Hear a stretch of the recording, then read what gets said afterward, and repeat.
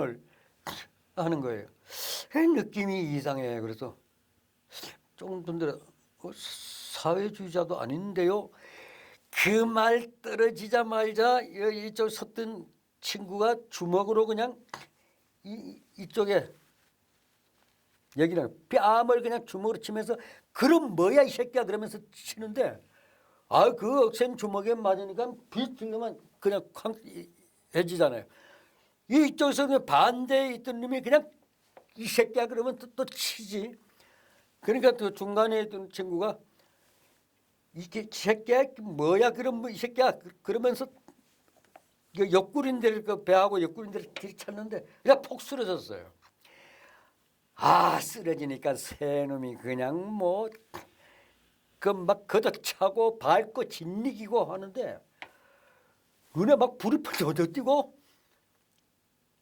이제 숨을 못 쉬겠어요. 이 호흡을 들이마셨다가 내뿜어야 되는 거. 들이마시고 내뿜고 해야 되는데 들이마시면 토해내려고 그럴 때 가슴 같은 데가 막 발길들이 팍 들어오면 숨을 토해낼 수가 없는 거예요. 콱 숨이 막히면서. 그런데 전신에 막 그냥 이 발길들이 쏟아지는데 눈에 막 불이 번쩍번쩍하고 그때 어떤 생각이 들었냐 하면은 이래다 죽겠구나 하는 생각이 얼핏 딱 스치고 내려가는 거예요. 그래서 뭐 기술적으로 뭐 그 친구들이 뭐 상처 안 나게 때린다 그 거짓말이. 때로는 그럴 때도 있지만 그냥 무차별적인 그냥 그 구타가 이루어지는데 그러고 나서 정신이 잃은 거예요. 그러니까 그 기절한 거지. 얼마나 시간이 흘렀는지 모르고 그 안에서 뭐 하여튼 좀 서늘한 기운이 그 느껴져서 뭐 눈을 이렇게 좀 뜨는데 뭐 저 두런두런 얘기하는 것 같기도 하고 근데 그런 게 굉장히 그 꿈 같아. 비현실적으로 느껴지는 거예요. 그러니까 아마 옆에서 이제 봤던 말이지. 야, 너 정신 들어? 뭐 그런 소리도 기꺼이 그냥 나무 얘기처럼 이렇게 들리는데 그 좀 그러니까 팔을 이렇게 뻗어 있는데 그 이렇게 세우더라고. 근데 보니까 바닥에 물이 흥건하고 그 저 머리 뭐 그 다음 온몸이 그냥 그 물에 젖어 있는 거야.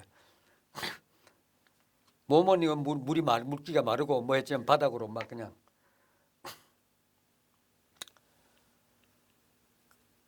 그러니까 기절하고 난 뒤에 물을 끼얹어 가지고 아마 해본 나중에 그 보조 신문관 그러니까 두 명이 한조가 돼 가지고 계속 신문하고 나를 감시하고 하는데 그 보조 신문관 이 친구가 너 인마 그때 우리 잡사람을 막 그때 죽었어 인마.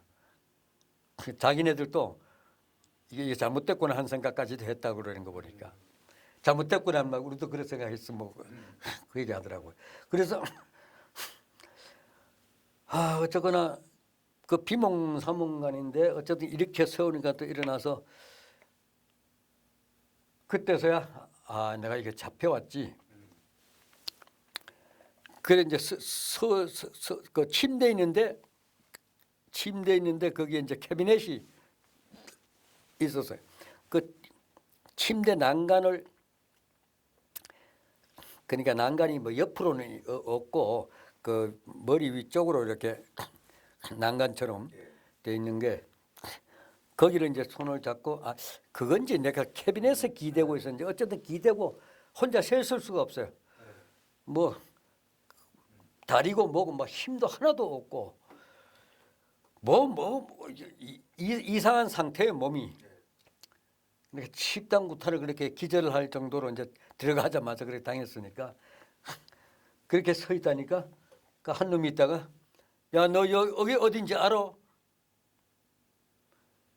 그 나중에 알고 보니까 그것도 이 친구가 이제 깨어난 게 어느 정도 정신이 돌아왔는지 이거 다 시험하는 거예요. 그냥 묻는 게. 근데 난 뭐 그런 건 계산하지 못하고 속이니까 대답하기도 싫고 뭐 말도 안 나오고 그래서 그냥 그 잡은 상태로 뭐 이렇게 모르겠다고 고개만 저었는데 그래서 침대에 앉으라고 그래 한참 앉아 있다가 한참 지난 뒤에 이제 정신이 이제 뭐 저 상태가 괜찮으니까 그때부터 이제 치조가 시작되는 거예요. 치조가 시작되고 하여튼 뭐 잠을 안 자고 이제 계속 치조가 시작되는데 처음에는 네가 지금까지 살아오면서 그러니까 자술서 살아온 거 지금까지 그건 인대로 다 쓰라는 거예요. 또 그러면서 거기에 네가 언제부터 그런 사상을 공산주의 사상 가졌고 그 누구한테 어떤 계기로 해서 그런 걸 이제 갖게 됐는지 뭐 하여튼 그거 쓰는데 자세히 쓸 수도 없고 쓰고 싶지도 않고 그런 거잖아요. 다 핵심은 빠뜨리고 쓰고 다시 쓰고. 그런데 계속 다시 쓰이는 거죠. 계속 다시 쓰이는데 이게 내가 그 유리하다고 생각했던 게 난 국민학교밖에 못 나왔다. 이게 내가 사용할 수 있는 무기예요. 이게 문장이 뭐고 뭐 엉망으로 이 새끼야 이런 걸 넣어가지고 써 이 새끼야 그러면서 뭐 사상 뭐 이런 거 하지 누가 너 뒤에 누가 배울 니를 누가 이렇게 그런 거 가르쳐 줬어 뭐 구체적으로 그 사람까지 뭐 언제 어디서 뭐 육하원칙에서 다 쓰라는 거예요. 끝내내 그거 쓰는 게 진짜 엉뚱해. 몇 번을 계속 반복했어도 맨날 나오는 게 이제 그 정도니까 그 과정에서 또 두드려 맞는데 거기는 그 책상이 신문관하고 내하고 이렇게 앉아 있는 책상이 굉장히 좁아요. 네, 굉장히 조그만 책상이죠. 그리고 내가 앉는 의자는 붙박이 의자예요. 딱 고정돼 가지고 의자는 움직이질 않아. 그 이것처럼 이제 그 회전식인데 요 난간이 아주 탄탄한 걸로 이렇게 어깨 팔걸이가 돼 있고 뒤쪽은 바로 또 그 콘크리트 옹벽이 요 정도 이렇게 한 1m 안 되게 7, 80cm 높이로 옹벽이 돼 있고 꼭 요 같은 애. 그거 이제 화장실 분리벽인데 그 화장실도 이제 다 보이게 근데 그 정도 높이로 그냥 경계를 이제 그 벽을 만들어 놨어요. 그런데 나보고 그런데 이게 의자가 앉으면은 딱 여기까지 와요. 그 책상이 이렇게 되는 거야. 그래서 절대 이게 이렇게 의자를 바로 놓고 그 사람이 들어와서 앉을 수가 없어. 이렇게 돼 있으니까 이 회전 의자를 돌려가지고 나갈 수가 있고 또 이렇게 돌려놓고 앉은 채로 이렇게 딱 바로 마주보고 앉으면은 책상이 요 가슴팍에 달랑말랑 이렇게 되는 거예요. 그러니까 그 쓰는 과정에서도 그냥 자유롭게 손이 그냥 닿을 수 있는 거니까 아무데나 그냥 무방비 상태로 그냥 맞는 거죠. 근데 이놈들이 쓰면서 그냥 때리다가 안 될 것 같으면 그 또 보조들 이제 불러가지고 한 두 명 불러가지고 끌어내려놓고 또 짓밟고 아우 그런데 그 동안에 이제 오자마자 신원조회를 굉장히 그 상세 조회를 해요. 상세하게 신원조회를 아마 고향 쪽에다가 보냈고 그 고향 이제 쪽에 이제 거기 이제 지서 순경들이 와서 우리 집 와서 물으니까 먼저 그 동네 그 이장한테 먼저 물었고, 그러니까 이장이 이제 우리 집에 관해서 이제 물었겠죠. 그러니까 뭐 마을에서는 뭐 다 알잖아요. 그냥 그 숟가락 몇 개인지도 다 아는데 그 의장 집 바로 옆집인데. 그래서 이제 어머니한테 와서 어머님은 계시니까 어머니한테 와가지고 뭐 묻고. 그러니까 내가 그 거짓말 안 했다고 하는 건 다른 걸 재산이 하나도 없고 땅 한 마디 없고 노인네들만 그냥 시골에 계시고 나는 국민학교밖에 안 나왔고 어릴 때 객지에 나갔고 공장생활 했고 이런 게 다 그대로 드러난 거지. 그러니까 다른 건 이제 그 이 친구가 오죽했으면은 그 신문관이 내가 막 이 자리에서 지금까지 간첩을 200명 넘게 잡았는데 그 중에서 니처럼 불쌍한 놈 처음 본다 그런 거예요. 그러니까 대개 왜 그런 사상범들이나 그러면 그래도 지신이거나 그 지식인이면 또 그만큼 공부를 할 수 있는 여건이 됐으니까 집안이 또 그래서 좀 뭐 살만하거나 뭐 이런 사람들이 대부분인데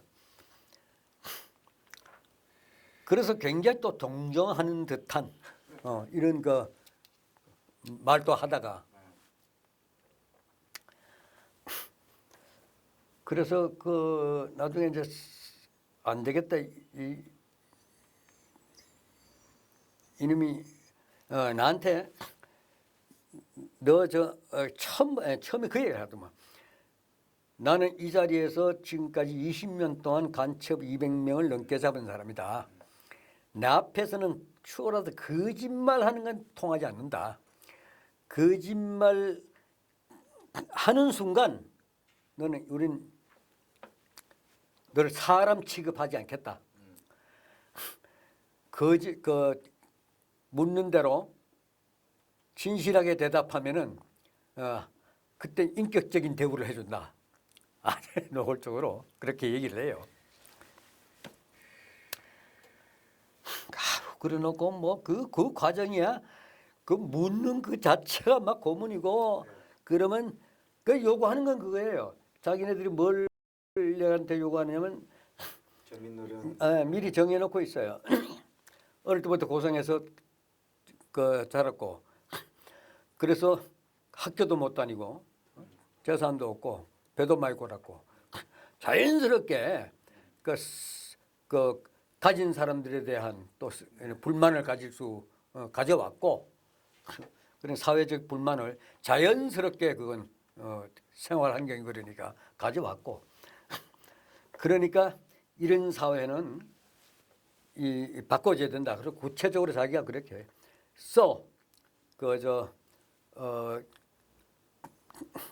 가난한 사람과 부자가 따로 없는 모든 사람이 평등한 세상을 늘 꿈꿔왔다. 그러니까 그 태생적 공산주의자로 보는 거예요. 형님은 유 선배님은 그러니까 자생적 그렇죠. 자생적 공산주의자. 그러니까 노동자였는데 이제 자생적으로 그런 사상을 갖게 되는. 그러니까 너는 공산주의자 될 수밖에 없다는 거예요. 그러면서 또 지가 거기서 내래도 네 처지가 됐으면은 당연히 그런 생각하고 그렇게밖에 할 수밖에 없다. 어쨌든 내 얘기를 그 유도 신문이죠. 다 그런 게. 근데 죽어도 내 그걸 그 얘들이 그것은 항복이라고 그러죠. 너 항복할래 안 할래? 고문하기 전에 고문하면서 너 항복할래 안 할래? 그 항복이 뭐냐면 자기네들 그냥 주문대로 그거 다 그냥 승복하겠다는 얘기인데 그때 내가 고지식하게 내가 좀 대처를 했어요. 그러느라고 더 맞았는 게 어차피 내가 거기서 버텨봐야 언제까지 버티겠어요? 그럼 내가 항복할 때까지 고문을 할 거고 항복할 때까지 고문을 할 거고 매는 장사 없다고 그랬는데 내가 언제까지 버틸 건가? 궁극적으로는 기어이 내가 항복하고 말 텐데 그러면은 그 항복을 그냥 차라리 그때 가서 그냥 항복하느니 일찌감치 항복을 해버리면은 쟤들 시켜 그냥 주문하는 대로 다 그냥 그렇다고 그냥 항복을 해버리면은 고문을 좀 덜 당할 게 아닌가. 사람이 이게 당해 보면은 그 생명을 가진 그 생물은 모든 게 다 외부로부터 들어오는 고통을 가급적이면 피하고 싶고 가급적이면 그 약화시키고 싶고 벗어나고 싶은 거죠. 그 생각 왜 안 들어요? 아유, 언제까지 내가 끝까지 버틸 수는 없는데 턱에 치지 막 정말 당하고 나서 하거든 일찍 그냥 이 정도 당했을 때 항복하고 나면 그냥 그나마 좀 편할 게 아닌가 이 생각 하루에도 몇 번씩 계산하는 거예요 그걸. 그런데 그걸 못 하겠는 거예요. 그 이놈들이 내가 아마 욕조에 집어넣고 꼭 종철이 박종철이 이제 그다시피 뒤에는 이제 그 집어넣을 때는 한 너댓 명이 붙어요. 결국 그때 공산주의자라는 걸 스스로 인정해라 못한다. 그렇게 나한테 요구하는 게 뭐냐면 너는 그 어릴 때부터 그렇게 그 아까 태생적 공산주의자라고 하는 건 내가 만든 내가 생각한 용어지만 이놈은 태생적 공산주의자로 나를 만들었고 그래서 그 노동자니까 너는 노동자니까 노동자와 학생들이 연대해 가지고 현 정부를 뒤집어 엎고 현 정부는 그때 전두환 정권이에요. 현 정부를 뒤집어 엎은 뒤에 무너뜨린 뒤에 사회주의 국가를 건설하려고 활동하다가 잡혀 연행돼 왔다. 그 하는 걸 자백하라는 거예요. 그냥 시종일관 그거예요. 그러니 내가 그걸 그렇다고 인정하는 순간 또 그렇지도 않으니까 뭐 사회주의까지는 우리가 그때 생각지도 않았고 전두환 정권을 무너뜨리기 위한 거는 거기까지는 내가 스스로 얘기했어요. 나는 노동운동을 하면서 그런 얘기, 독재 정권은 절대 민주적인 권리를 보장하지 않는다. 나 이런 생각은 내가 아주 체험적으로 내가 깨달았고 그런 점에서 우리 노동자들이 민주적인 기본 권리를 확보하고 또 우리 국민으로서 기본권을 확보하기 위해서는 정치 권력을 민주화시켜야 된다. 그래서 반독재 투쟁을 했다. 정치적 민주화를 위해서 민주주의를 회복시키기 위해서 독재 저항에 투쟁을 한 건 맞다. 그런데 난 사회주의 그런 걸 그저 생각한 적 없다. 그게 통하지가 않죠. 거기서는. 그러니까 계속 고문이에요. 몇 시간이고 똑같이 너 공산주의자지? 아니에요. 아닙니다. 그럼 너 사회주의자구나? 사회주의자도 아닙니다. 그러면 또 그냥 계속 되풀이되는데 그거 정말 못 견디는 거예요. 나중에는 꼭 사람이 사람으로 안 보여요. 로봇가 철로 만든 어떤 그 마징가제처럼 철로 만든 인간이 똑같이 그 로봇가 똑같은 말을 반복하고 그것도 대답 안 한다고 두드려 패고 그 되풀이되니까 사람 진짜 안 보이더라고. 꼭 쇠로 만든 어떤 로봇처럼 보여. 착각을 일으킬 정도더라고. 그래서 뭐 그렇게 어느 순간에 그리고 사람이 참 내 경험인데 사람이 두들겨 맞는다고 하는 거 맷집이 있다 없다 거기 잡혀 들어가면요 다 맷집이 세요.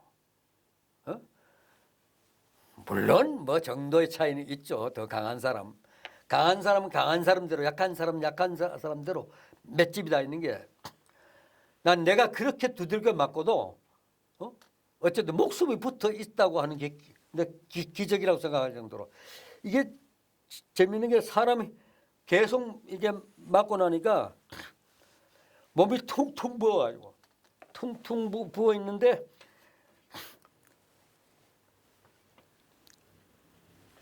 그 이렇게 바지를 이렇게 내려서 이렇게 보면은 그냥 다리가 막 다리통이 이렇게 걸음을 못 걸어요. 걸음을 이렇게 조금씩 이렇게 어그적 이렇게 겨우 이렇게 옮길까? 그 뭐 방이 딱 요만한데 그 침대가 바로 옆이고 근데도 그걸 몇 걸음 이렇게 조금 이렇게 끌어가면서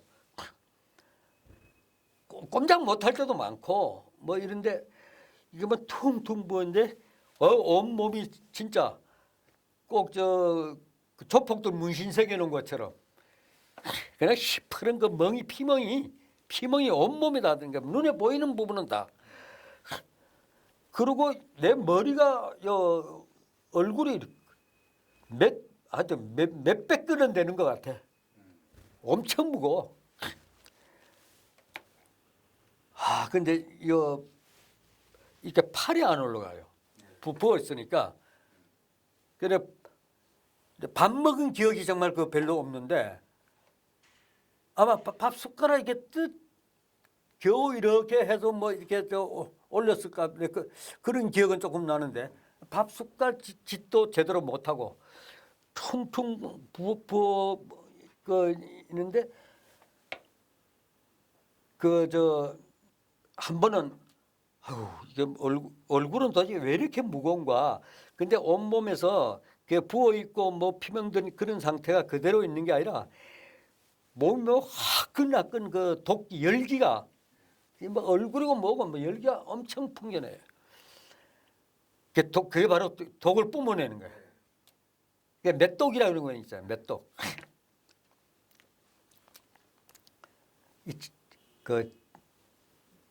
재밌어요.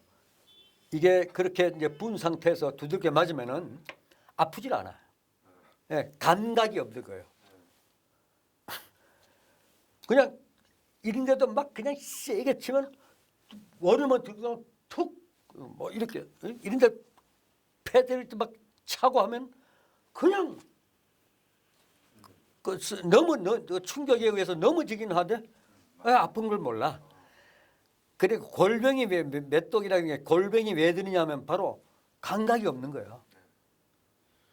그러니까 그런데 한 번은 당하고 나서 그 침대에 잠깐 이제 누워 있는데 여러분들이 번갈아 가면서 자기네들도 두 놈이 같이 있을 때도 있고 이제 한 놈씩 교대로 자기네들은 샤워도 하고 오고 밥도 먹고 오고 뭐 잠도 자고 오고 교대로 이제 계속 하잖아요. 그게 어떤 놈도 지도 같이 계속 24시간 뭐 이렇게 있기도 지겨우니까 자기네들끼리 또 왔다 갔다 해. 해서 이 방도 가고 저 방도 가고 그놈들 보는 데서는 내가 아프다고 하는 이런 내석 그 참 자존심인 것 같아. 아프다는 내석을 내가 그러니까 죽는 한이 있어도 근데 그거 내석을 안 내보냈어요. 그런데 어느 정도인가 싶은데 이 몸은 뭐 이렇게 바지 내리고 보면 아는데 얼굴이 얼마나 무거운지 그냥 막 화끈화끈 열기는 뿜어지는데 걔 누워가지고 얼굴을 한번 만져봐야 되겠다. 이게 손이 안 올라가는 거예요. 이게 다 부어 있으니까. 그래서 이쪽 팔로 억지로 해가지고 이게 누운 상태니까 이렇게 끌어올려가지고 이렇게 되니까 아유 막 뜨끈뜨끈 막 화끈화끈 뜨끈뜨끈하게 느껴져요. 꼭 날로 만지는 것처럼. 그런데 이렇게 만져도 감각이 없어. 다른 피부를 만져봐도 그렇고. 근데 조금 더 머리 쪽은 어떻게 머리도 막 화끈거리고 막 그러니까 이상 억지로 올라가지고 이렇게 하니까 그 머리에 손끝이 닿는 순간 목골이 성연해지는 거야. 그 뭐냐면 꼭 뭐가 딱 연상이 되냐면 공동묘지 있잖아요. 공동묘지에 그 산소 봉우리들이 불쑥불쑥 나와 있잖아요. 이렇게. 꼭 그것처럼 이렇게 이쪽 부위를 이렇게 만지는 이렇게 손을 뻗 만지는데 이런 그 탁구공만한 그저 이런 그 몽우리들이 막 틈도 없이 막 어우 난 그 머리가 그렇게 그러니까 무차별적으로 막 차고 막 그냥 찔리고 했으니까 이게 막 그냥 부스부스 올라와 있는 거예요. 아 근데 그거 딱 맞히는 순간 머골이 막 이렇게 머리끝이 쭈뼛쭈뼛하더라고. 아 그런 상태라. 그러니까 거울이 있어야 뭐 보지 얼굴 상태는. 그 빨간 방에서 빨간 방에서. 그런데 그러니까 온 데가 이게 이빨이 막 이게 흔들리고 살짝 그때 이 망가진 이빨이 나와서 이게 어떤 거를 1년도 넘어가고 흔들리는 게 뭐 이게 몇 달 있으면서 빠지기 시작하고 그게 완전 다 빠진 거죠. 그런데 여기가 이제 이 충격에 터지니까 입안이 피가 나오잖아요, 입안에. 그러니까 다 이거 뭐 뱉을 데가 없잖아요.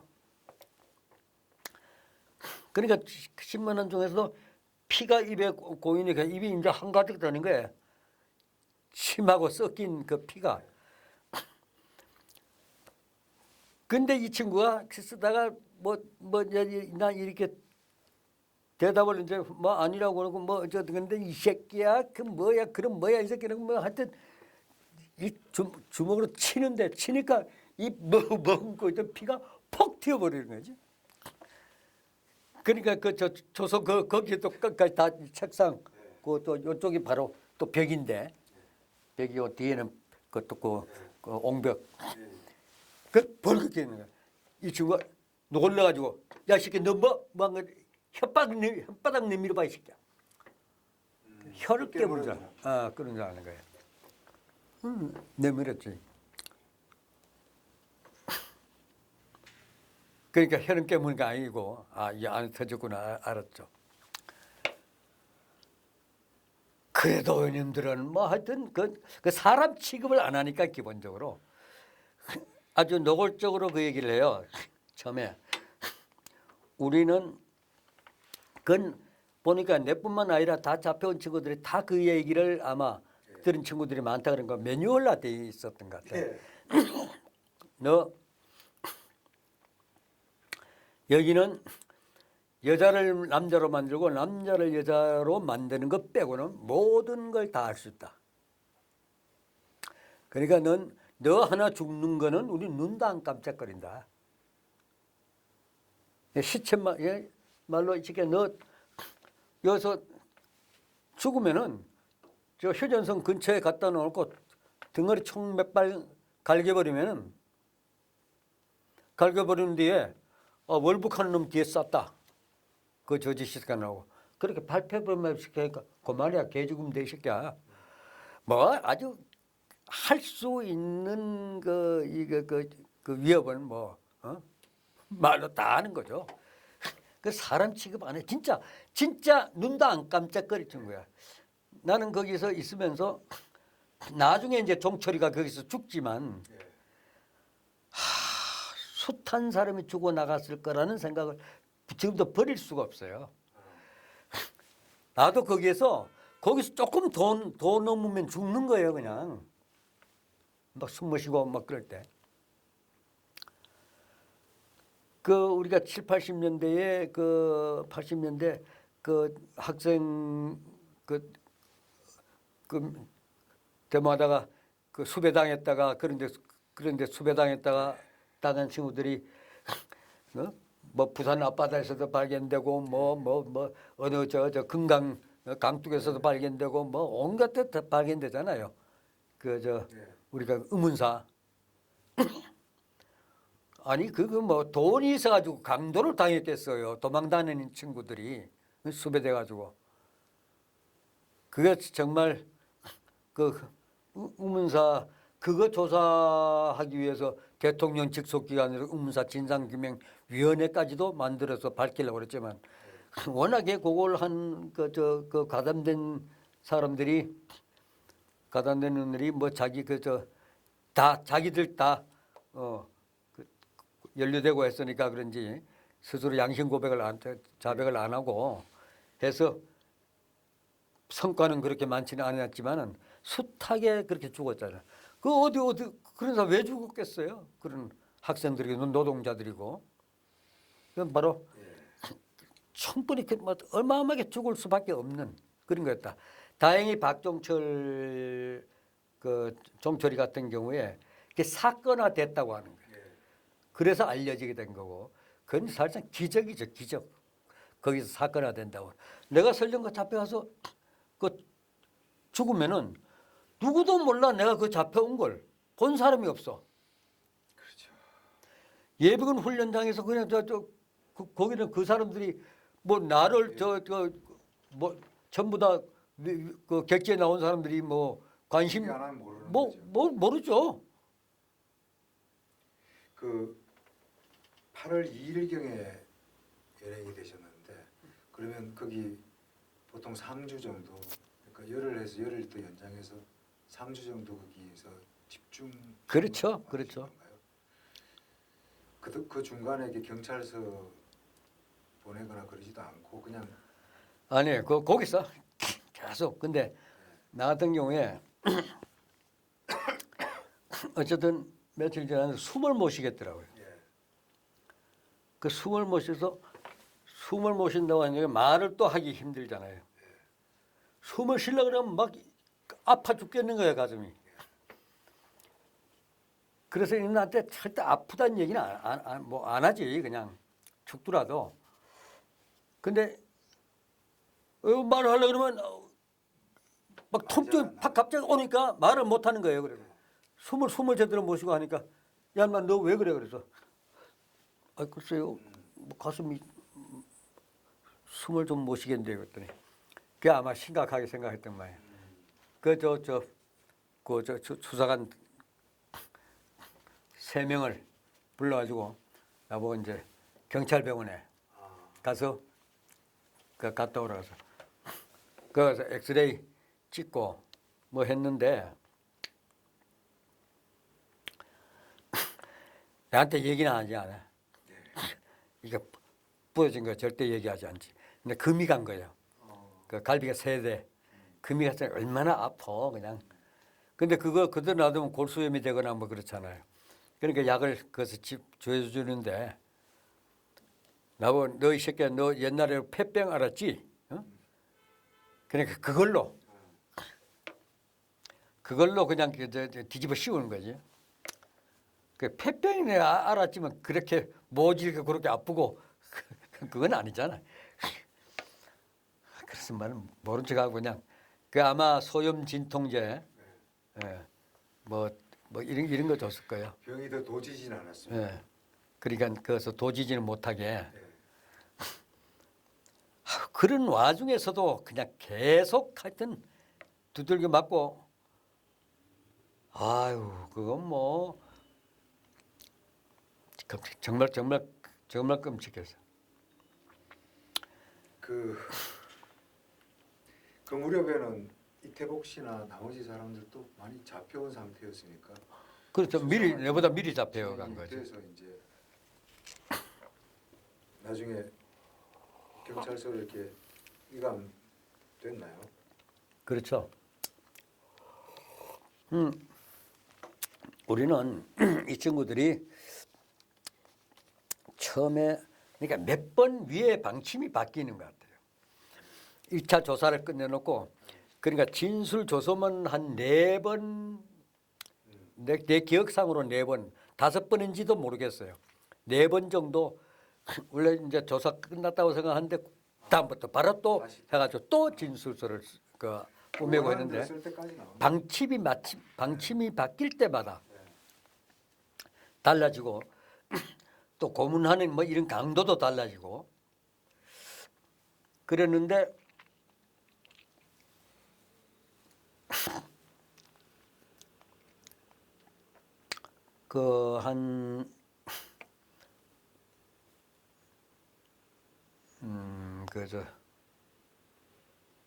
뭔 얘기 하려고 그러나? 어쨌건 이제 8월 말 정도 돼서 예. 수사는 끝났고 경찰서 그렇게 이제 수사만. 끝났고 그러느라고 나는 이제 경찰 병원을 3번을 갔어요. 예.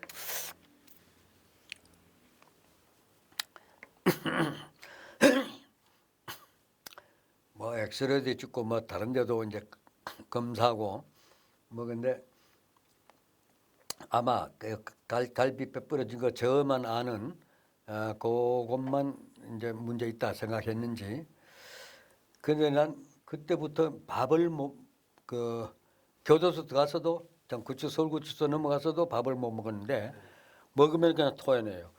그러니까 물을 이 욕조에 집어넣고 할 때 물을 정말 얼마나 많은데 뚱뚱하게 먹고 그 토해낼 때 나중에 누런 똥물까지 나와요. 그게 계속 반복되면서 그다음부터 밥을 못 먹어.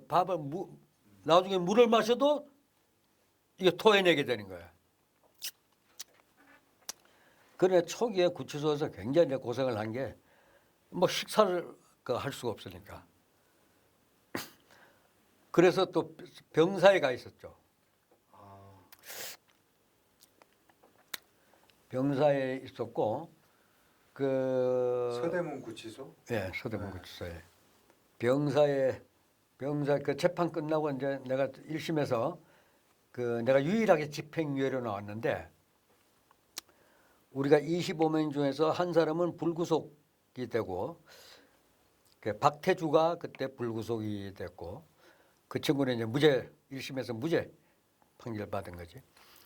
그 친구만 이제 불구속이 되고 우린 다 이제 구속 이제 기소가 된 건데 1심에서 24명이 구속돼서 넘어갔는데 유일하게 그중에 여성만 해도 3사람이나 있었고 한데 유일하게 나만 집행유예로 내보내졌어요. 이유가 있었어요. 예. 내가 구치소 넘어가서는 밥도 못 먹을 뿐더러 이를테면은 그 재판을 받을 때도 바지에다 오줌을 찌를 정도였으니까 그냥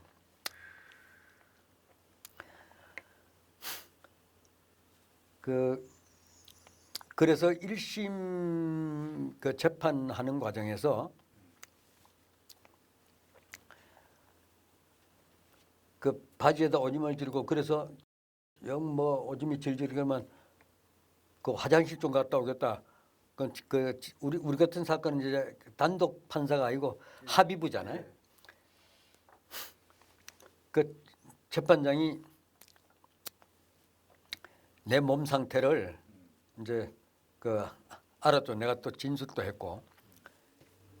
그러니까 그 화장실도 이제 재판 도중에도 이렇게 갔다 오게 교도관 딸려가지고 이제 갔다 오게 하고 또 어떤 날 우리 이제 공무원들이 쭉 앉아 있는데 그 재판장이 보고 유해우 피고 굉장히 힘들어 보이는데 앉아 있는 게 힘들어 보이는데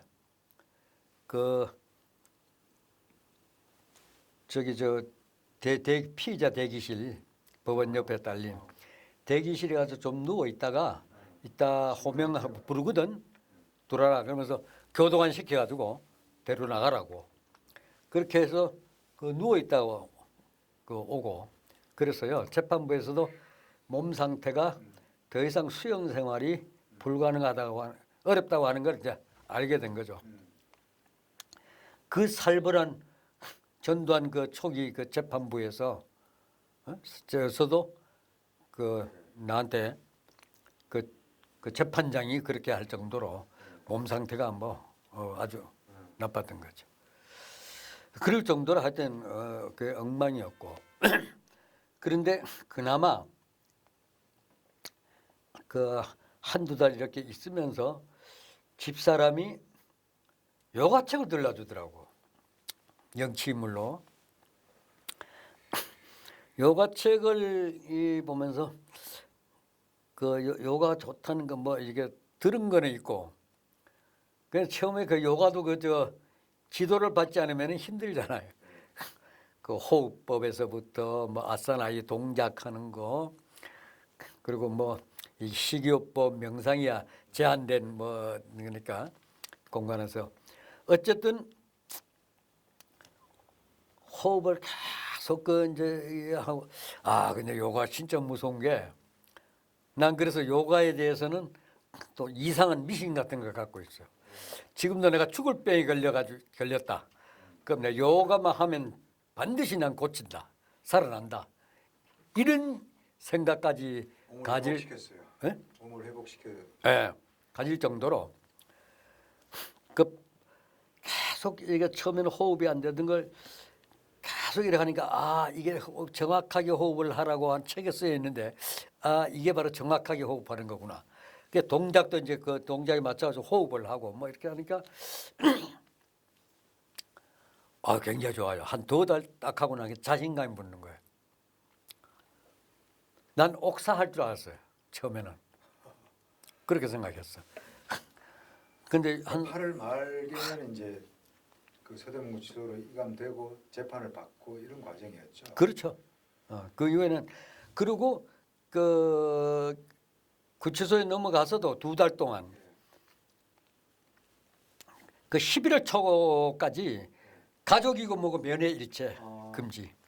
그러니까 남영동에서부터 3달 동안은 아무도 못 본 거예요. 그런 상태로 계속 그냥 구치소 넘어가서도 면회를 안 시켰으니까. 그러다 이제 11월 초에 이제 풀렸는데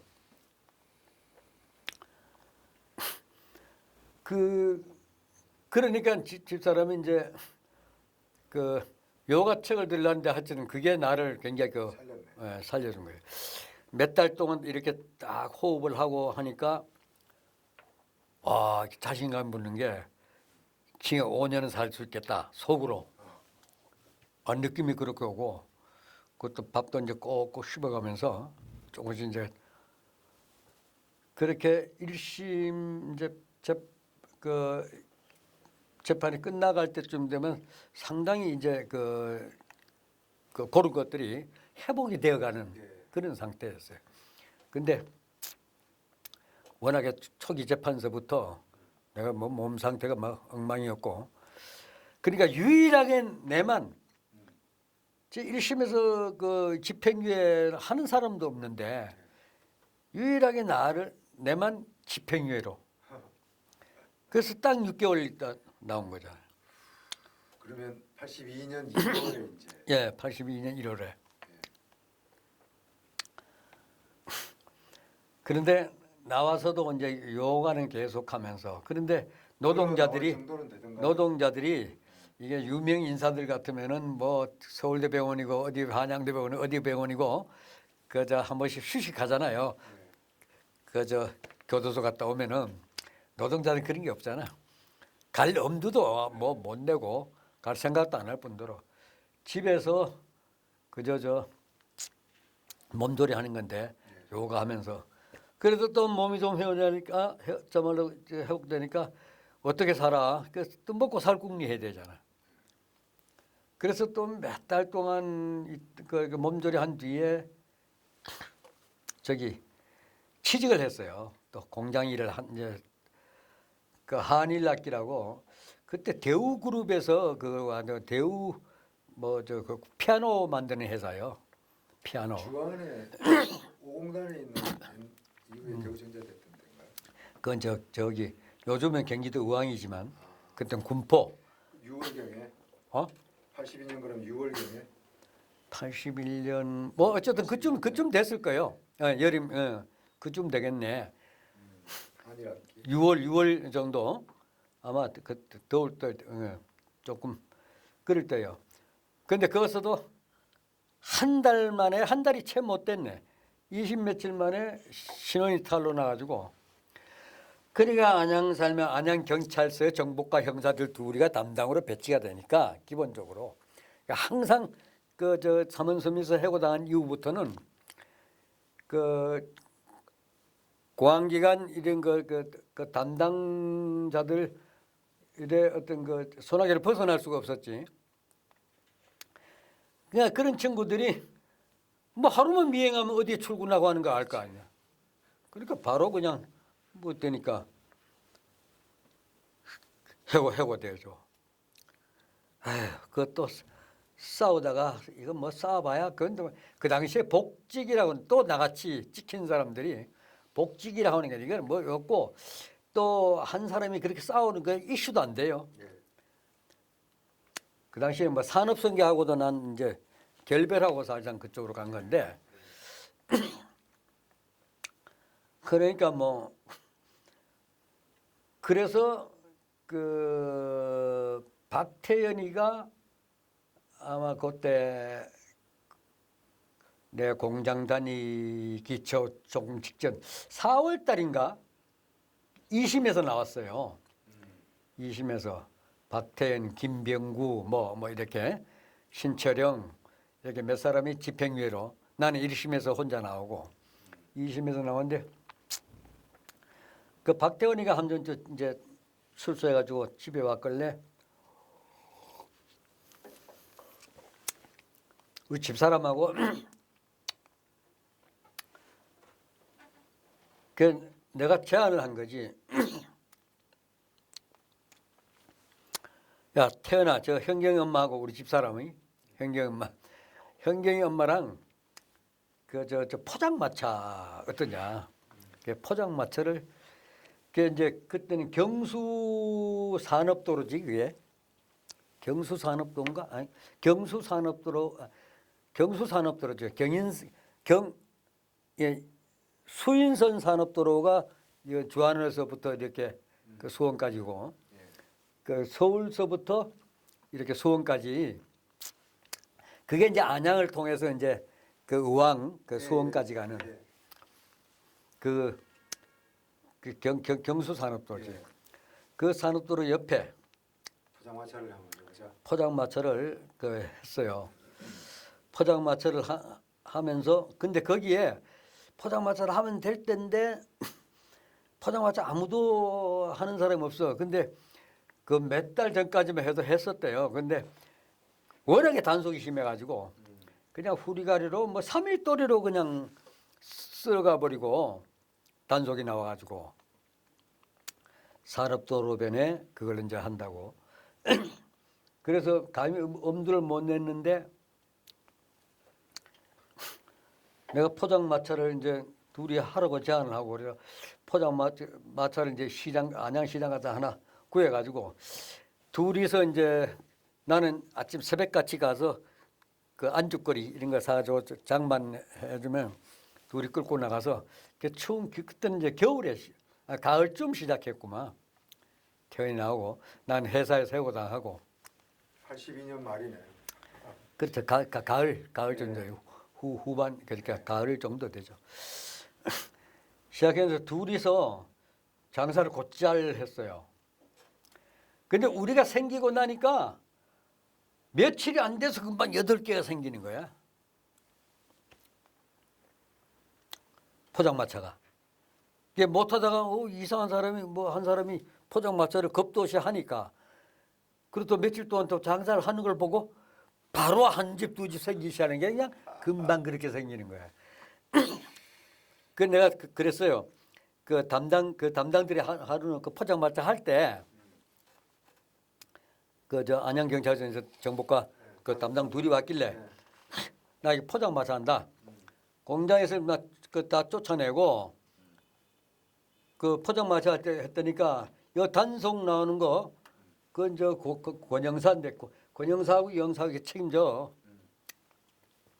이거라도 뭐 그 저 못하게 하면은 나보고 싸움 하라고 시키는 거예요. 그러니까 난 싸울 수밖에 없고 이게 저 포장마차를 하기로 했더니 이거 단속이 심한 데인데 하여튼 뭐 좀 그 요령껏 어떤 뭐 해봅시다. 근데 이 8개 생기니까 감당이 안 되는 거야. 그러니까 단속이 그래 신경 엄청 썼어. 나름 좀 챙겨줬네. 그 파출소에다 정보를 알아가지고 나한테 미리 기팁을 해주고 그날은 나오지 말라든가 뭐 하여튼 그까지 어쨌든 그렇게 또 이 친구들이 와서 팔아주기도 하고 근데 그 친구들이 그 당시에 팔아주면 막 한 5만 원씩 막 이렇게 팔아줬거든. 그 5만 원 적은 돈이 아니잖아. 그런데 우리 집이 여러 집이 있었는데 우리 집만 장사 그렇게 잘 돼. 나는 이제 그 추운데 바깥에서 털옷 입고 그저 구공탄 피워놓고 그 안주거리 고기 구워달라 그러면은 뭐 구워주고 그래서 안에 들라주고 기둥서방 노래 내가 맨날 ten에 보고 너 둘이 가오마담하고 난 기둥서방 할 테니까 그러니까 장사가 그 잘 된 게 그 앞에가 바로 유한 킴벌리 그 회사예요. 거기에 바로 그 산업도로 바로 밑에 바로 그 도로 그 변에 유한 킴벌리가 있었고 유한 킴벌리에 뭐 과장, 부장 이런 사람들이 그 우리 집에 그 단골을 정해놓고 이 사람들이 그러니까 왜 우리 술 먹는 사람들 심리가 그 집에 그 뭐 안주나 뭐 이런 거 먹는 거 절반 또 주인 절반 이렇게 보잖아. 주인이 좋으면은 그렇죠. 조금 뭐 그래도. 대놓고 그런 거지. 근데 이 두 그 젊은 여자들이 뭐 얼굴도 반반한 젊은 여자들이 이렇게 뭐 술 한잔 먹으면서 농담도 해보고 말은 또 잘하지. 그러니까 이건 뭐 보통 그럼에도 불구하고 막대 먹은 여자들 같지 않은 거예요. 뭔가 상당히 이 교양도 있고 뭐 아는 거 알기도 알고. 그래서 자기는 뭐 아주 깊은 얘기야 못 하겠지만 어쨌든 정치, 경제, 사회, 문화, 사회 전반에 대해서 얘기하면 나름대로 견해를 얘기하고 그러니까 주로 기다린다니까 한 팀이 끝나기를 뭐 이를테면은 그 장사가 잘 됐죠. 그런데 나중에 포장마차 점점 늘어나니까 이게 한 6개월 했어요. 더 이상 진짜 못 하겠더라고요. 계속 우리만 단속을 안 할 수가 없잖아. 눈치 보이고. 그래서 저 담당 형사한테 나 포장마차 치우란다. 그러니까 당신은 이제 신경 안 써도 해. 그렇게 그러니까 이제 73년도가 되는 거죠. 83년. 네, 83년도가 되는 거죠. 자, 노무사 선생님. 네. 또 좀 쉬죠. 그럽시다. 이거 맞아. 이거 좀 예. 붙여서 얘기하죠. 82년이니까. 아니 내가 저 남영동에 있을 때 그 예. 얘기를 잠깐 하나 더 붙이는. 남영동 얘기 하시고 가겠습니다. 예. 내가 왜 그렇게 조금 미련스럽게 대처했다고 하는 게 아까 거기서 끝에는 다 이제 그걸 자기네들이 저쪽의 요구를 다 인정한 거죠. 내가 항복하게 되는 거죠. 그런데 처음에 그 분위기 빨간 방에서 그렇게 메타적을 당하면서 이게 분위기 딱 보니까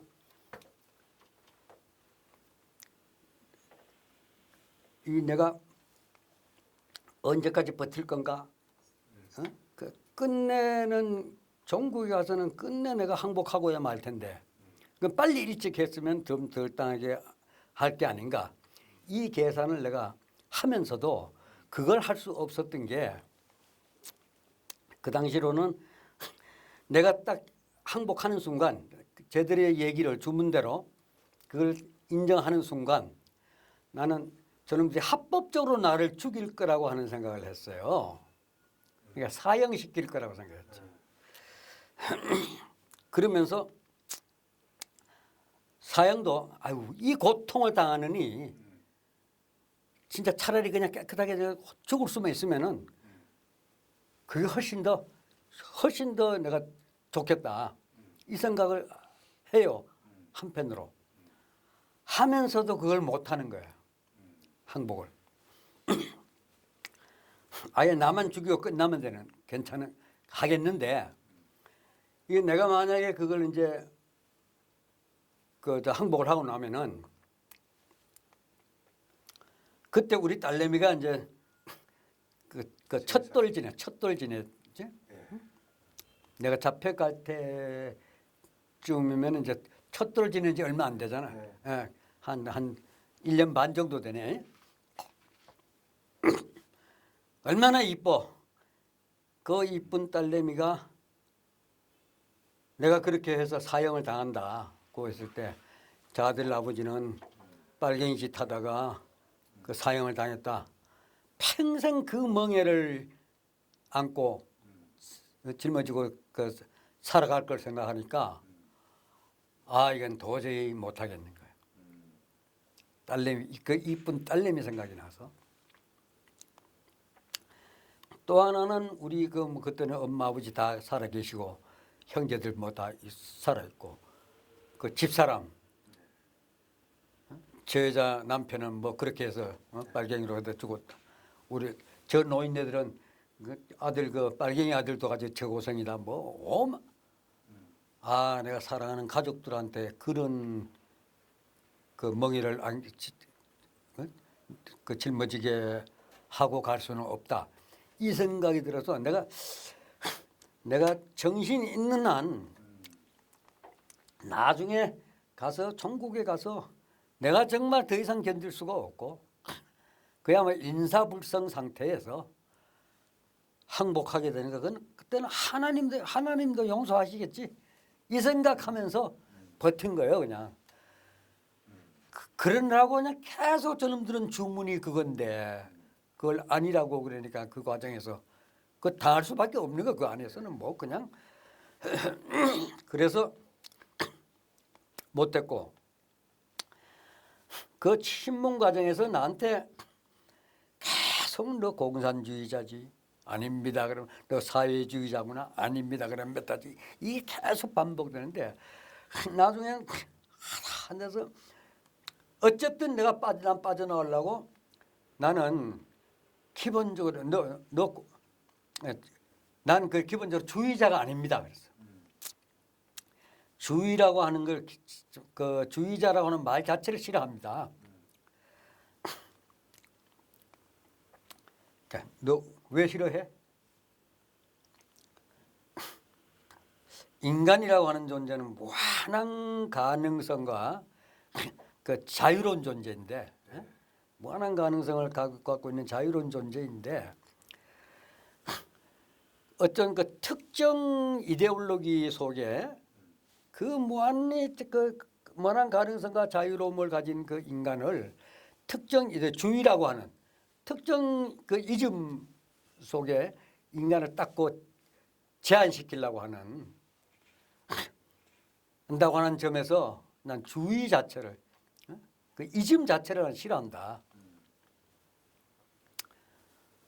그건 어떤 면에서 난 반인간적이라고 난 보고 있다. 그게 쟤들이 들으면요.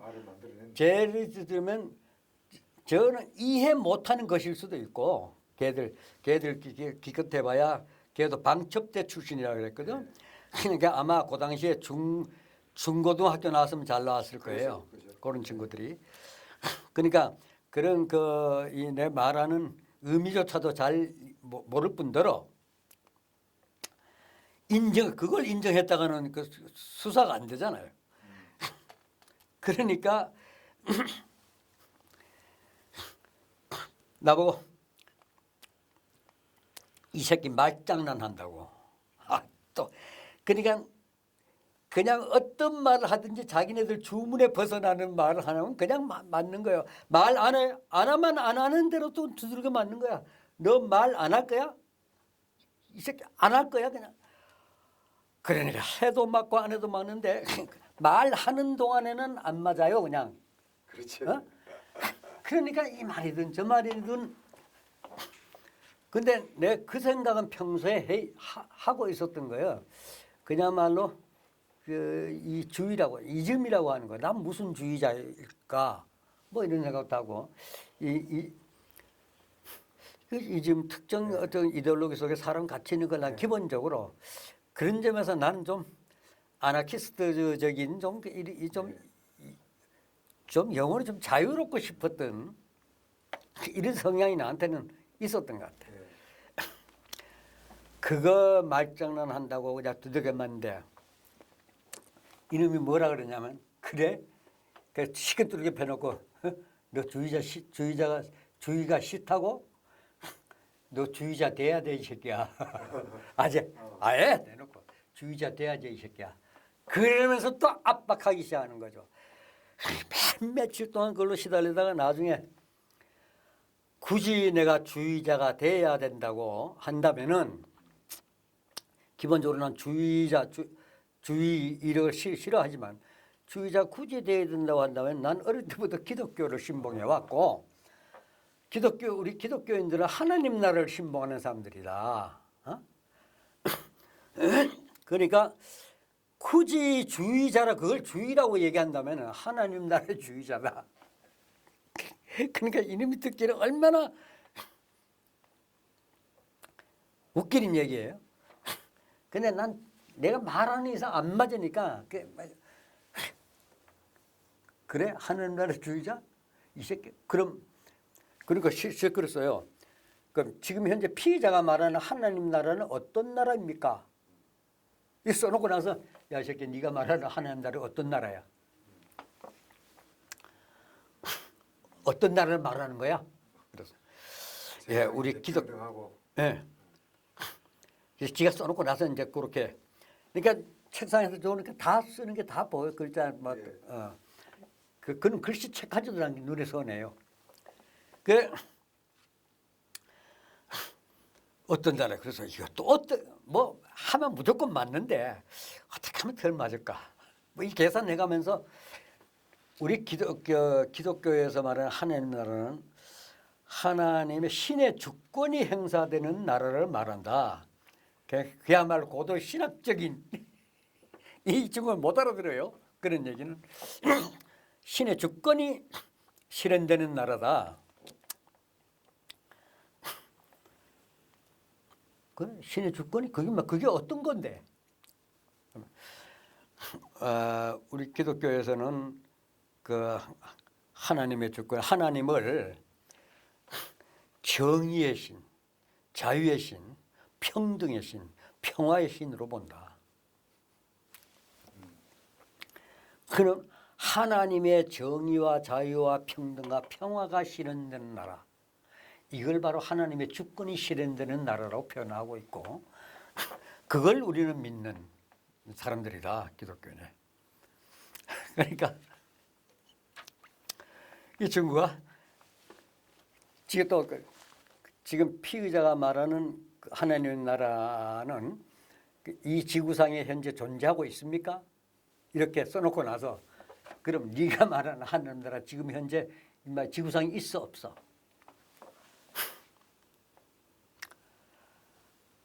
이거 이제 계속 이러면 코너로 모으는 거니까 뭐 어쨌든 맞는 건데 어떻게 하면 씨발 덜 맞을까? 어떻게 하면 좀 요령 있게 대답하는 걸까? 머리는 막 계산기가 막 팡팡팡 돌아가죠. 그때 내가 무슨 얘기를 했냐면 현재 하나님 나라가 이 지구상에 존재하고 있다 없다 이렇게 단적으로 얘기할 수는 없습니다. 없다. 그렇지만 이렇게는 얘기할 수 있겠다. 우리가 그 북구 쪽에 그 북구라파의 북유럽 쪽에 그 서유럽 쪽, 참 북유럽 북구 쪽에 서유럽 쪽에 그 뭐 덴마크, 네덜란드, 노르웨이 그 소위 복지 국가라고 하는 나라 우리가. 이런 나라들은 정치적으로도 민주주의가 잘 돼 있고 또 국민들의 의견이 반영되는 그런 또 정책이나 행정을 펼치고 있고 그런 정치적 민주주의가 잘 돼 있고 경제적으로도 최소한 태어나서부터 요람에서부터 무덤에 갈 때까지 기본적인 인간 사회보장 제도가 잘 돼 있어서 기본적인 인간다운 생활은 할 수가 있다. 그런 나라들이. 그러니까 정치적 민주주의와 경제적 이 좀 평등이 그래도 기본적으로 그 최소한의 인간다운 생활을 할 수 있도록 갖춰져 있는 그런 나라들이 있다. 그 우리가 복지국가라고 하는 그런 그 서유럽의 그 나라들 보면 그런 나라들이다. 그리고 우리가 부러워한다 그런 나라들을. 근데 반대로 아시아, 아프리카, 남아메리카 이 소위 말하는 제3세계 국가들 보면 정치적인 독재와 경제적인 불평등 속에서 정치적인 독재에 시달리고 경제적인 그냥 이 불평등 속에서 정말 가난한 사람들 그냥 그 굶주려 가면서 인간다운 생활이라고 하는 건 뭐 도저히 뭐 할 수 없는 그런 어떤 면에서는 그 지옥 같은 그런 그 삶을 그 살고 있다. 그런 나라들에 비해서 그 서유럽 쪽에 그 소위 말하는 복지국가들이 상대적으로 하나님 나라에 가깝다고는 얘기할 수 있겠다. 그렇지만 우리 기독교에서는 그걸 하나님의 나라라고 그렇다고 해서 그 서유럽 쪽의 그런 나라들을 하나님 나라라고 얘기하진 않는다. 왜 그러냐 하면은 그 사회도 그 상대적으로 그 이 제3세계 국가들에 비해서 여러 가지 복지도 잘 되고 민주주의가 발달돼 있지만은 아직도 그 사회에서는 인간이 국민들 그 사람들 속에서 가지고 있는 그 욕심, 뭐 질투, 혐오, 이런 여러 가지 그 인간이 가지고 있는 그 욕망들, 부정적인 욕망들 이런 것들 다 가지고 있고 여러 마약, 뭐 매출, 여러 하여튼 그 사회 문제가 강도, 뭐 온갖 그런 사회 문제가 근데 인간의 심성도 그렇게 온갖 그런 그것들 부정적인 요소들이 다 있지만 사회적인 현상도 보면은 여러 가지 그 부정적인 정말 그 현상들이 아직도 나타나고 있다. 하나님 나라는 바로 그 이상의 것이라고 우리는 얘기하고 있는데 바로 그런 것들이 그런 사회적인 문제 인간이 가지고 있는 아주 그 본원적인 그런 욕심들, 욕망들 뭐 이기심 이런 것까지 다 극복되는 나라. 이걸 우리는 하나님의 나라라고 얘기한다. 그래서 그걸 그 우리가 기독교에서 말하는 하나님 나라라고 얘기할 수 없는 이유는 아직도 부정적인 요소들이 무수히 많으니까 그 사회도 그런 것들이 다 극복되는 완전한 나라. 이걸 하나님 나라라고 보고 있고 우리 기독교인들은 그 나라의 실현을 위해서 그야말로 몸과 마음을 다 바쳐서 정을 다 바쳐서 그 나라의 실현을 위해서 그 활동하는 사람들이다. 움직이는 그걸 우리 신앙이라고 그런다. 그 때문에는 좀 풀었네. 엄청 두들겨 맞았죠. 그것 때문에요? 이 새끼 사람 놀린다고. 아, 얘는 그런 신학적 개념을 이해도 못하는 친구고. 유동훈 선생님 원래 신앙에 대한 고민도 좀 하셨나요? 아유 엄청 했죠. 그래서 그러니까 내가 이 얘기를 똑같은 얘기 김수환 추기님한테 말씀드린 적이 있어요. 응? 나와가지고 김수환 추기님 언제쯤? 82년 나와가지고 4월 달쯤. 아, 4월이네 4월.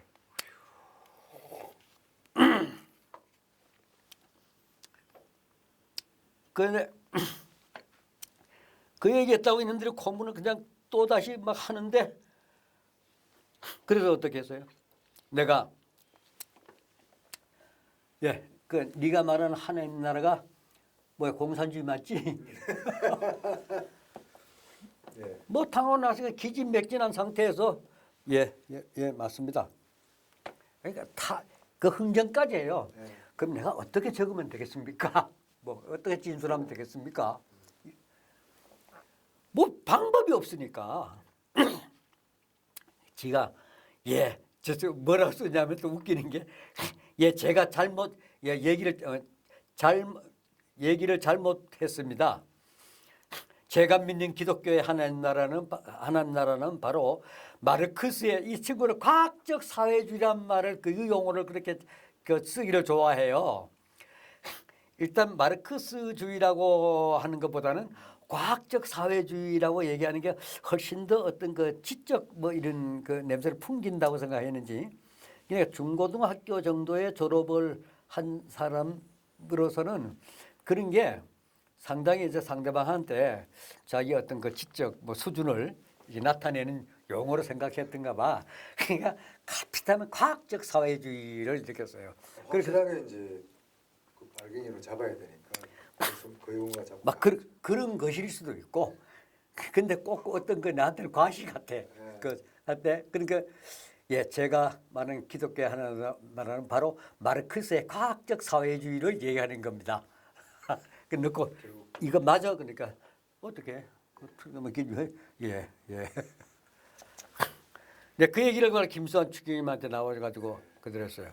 끝내 내가 믿는 기독교 하나님 나라를 그 막수주의로 그저 자백을 했고, 내가 그런 점에서 내가 믿는 기독교를 정말 배교한 겁니다. 전 이제 어릴 때부터 개신교인으로 컸다고 하는 얘기를 하면서 그 얘기를 김수환 추기경한테 다 해서, 그때 함세무 신부님 보좌 신부님이 있으니까 다 그 옆에서 계셨어요. 김수환 추기경 말 한마디 없으시면서 아주 안 그래도 근엄한 얼굴이신데 얼굴이 딱 굳어지는 그걸 딱 느끼겠더라고. 며칠 뒤에가 부활절 예배였어요. 나하고 면담하고. 근데 난 부활절 예배는, 근데 김수환 추기경님 부활절 강론을 하셨다는 거야. 고에 82년도에. 82년에 이제 그 내가 나오셔서 내가 1월달에 나와가지고 그때 4월 부활절을 내가 얼마 앞두고 한 일주일 정도 앞두고 이렇게 면담을 했고, 근데 그 부활절 강론을 하셨는데 함성 신부님 말로는, 그것도 나한테 직접 얘기한 게 아니라 함성 신부님이 굉장히 그 가깝게 지내던 분이 이규상 목사인데 그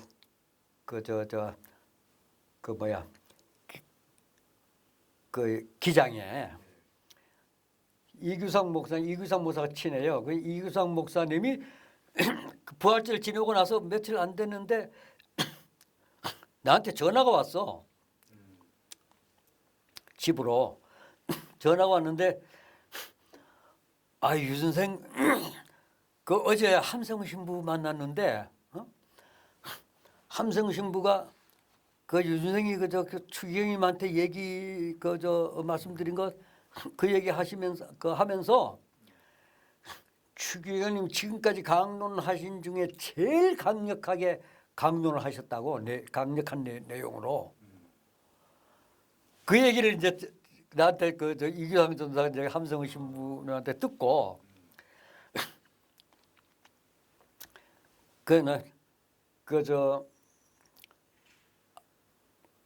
아직도 얼마나 센 강도로 얘기를 하셨는지 그 내용은 잘 모르지만, 강론을 그러니까 이 사회가 군부 독재가 그 사람의 신앙까지 그러니까 너 막 이렇게 막 고문하고 막 이런 얘기까지도 막 무시하고 하면서, 그러니까 내 얘기하는 얘기에 내가 말씀드린데 굉장히 아주 자극을 받으셨고, 그래서 규탄을 했다. 아주 그냥 강력한 강론을 하셨다는 거야. 그 이규상 목사님을 통해서 이제 내가 또 들었어요.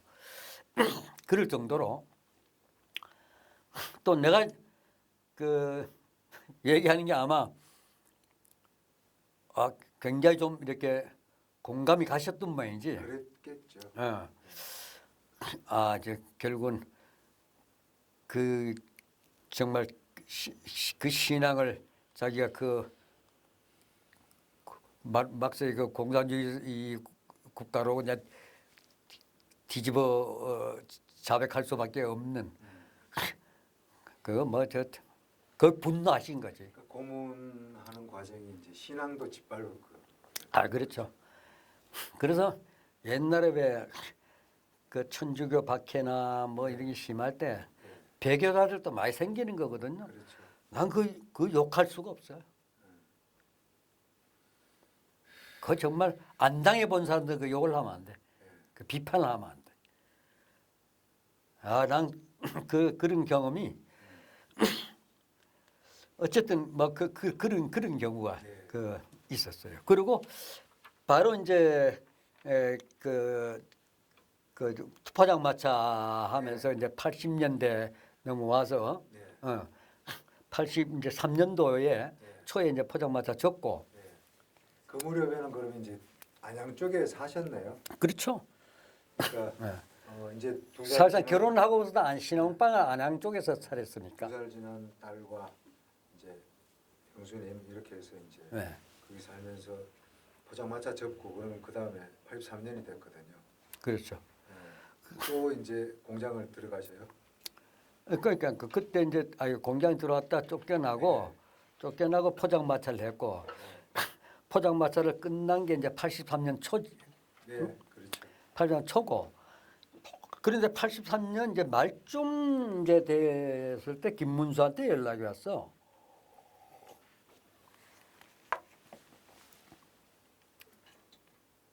김문수한테 연락이 와가지고 한번 보자 그래서 찾아갔더니 그게 바로 노복 그 한국노동자복지협의회 이걸 준비하는 이제 그 모임인데 아마 나한테 늦게 연락한 거 보면은 어쨌든 70년대 민주노조 활동했던 사람들이 중심으로 이제 그 노복을 구성하는데 자기 그 이미 그때는 얘기가 윤곽이 다 잡히고 뭐 그렇게 다 했더라고. 늦게 연락한 거 보면은 아마 전민노련 이쪽 내가 그 관련자니까 조금 이제 정치적 고려를 했던 것 같아. 딴에는 내가 그쪽은 굉장히 비판적으로 봤으니까 어쨌든 뭐 근데 삼원섬유를 또 거기서 빠뜨릴 수는 없잖아요. 이러니까 이제 불러가서 대충 이렇게 됐고 그날 첫날 가니까 어디서 만났습니까?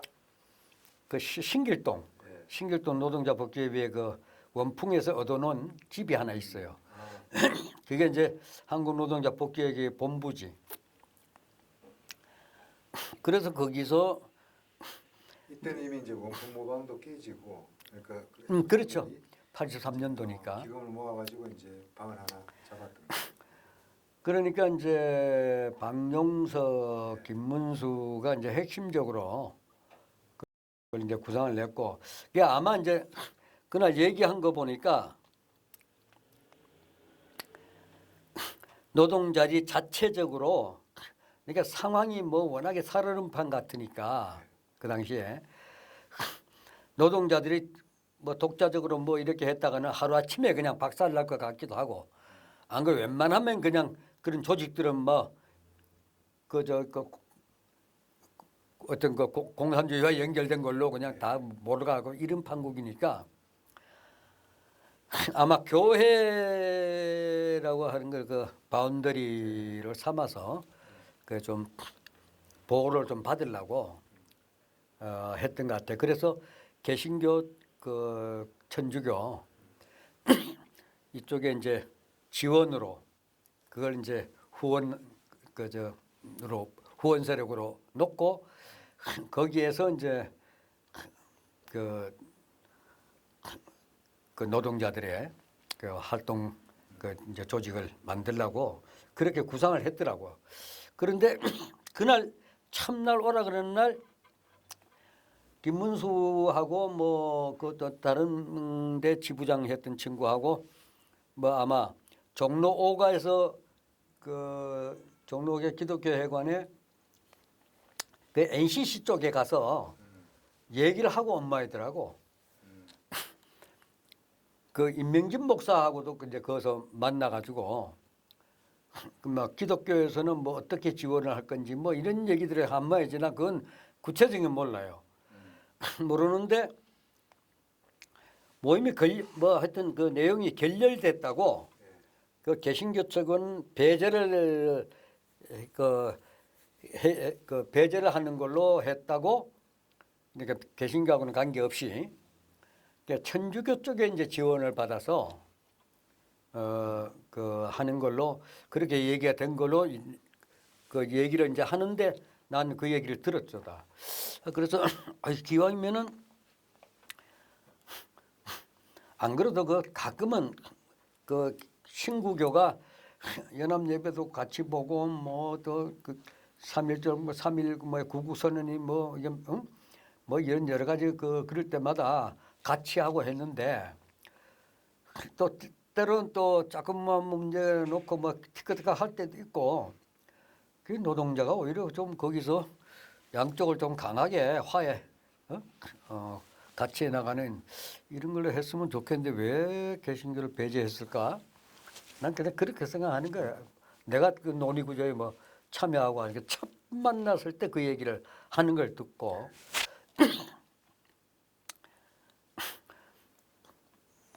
그래서 뭐 명칭까지도 어쨌든 그 뭐 교회 노동자 뭐 무슨 뭐 조직 이런 걸로 뭐 구상을 하고 있는 것 같은 거는 그날 첫날 다 들었죠.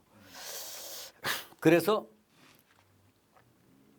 그해 이제 그 다음에 이게 74년 1월달에 1월달에 그 모임 장소가 어딘지 뭐 1월 초예요. 1월 뭐 6일인가 하여튼 그때 그 노동자들이 많이 모여서 그 뭐 1,000명까지는 몰라도 어쨌든 최소한 500~600명 정도는 넘게 되는데 엄청나게 많이 모여서 혹시 성몽박교회였나? 아니요. 그냥 성남이었던 것 같기도 한데 성남 그 민중교회인가 뭐 하여튼 그 모르겠 어쨌든 굉장히 큰 그 강당이었고 500명 이상 모였다. 거기에 모여서 이제 결성통에 나는 그래서 한 번이가 두 번 참여하고 그 결성식에 창립총회에 참석하게 됐는데 그날 김문수가 이제 사회를 봤죠. 그래서 내락적으로는 우리가 그런 건 다 구성이 돼 있었어요. 박용석이 위원장, 그리고 김문수가 부위원장, 그리고 나는 이제 그 위원 중에 한 사람, 운영위원. 그 운영위원이 그 뭐 논의구조, 결정구조이자 집행구조고, 운영위원회가 다 이제 다 하는데 그 운영위원회 운영위원으로서 그 조직 담당 운영위원이죠.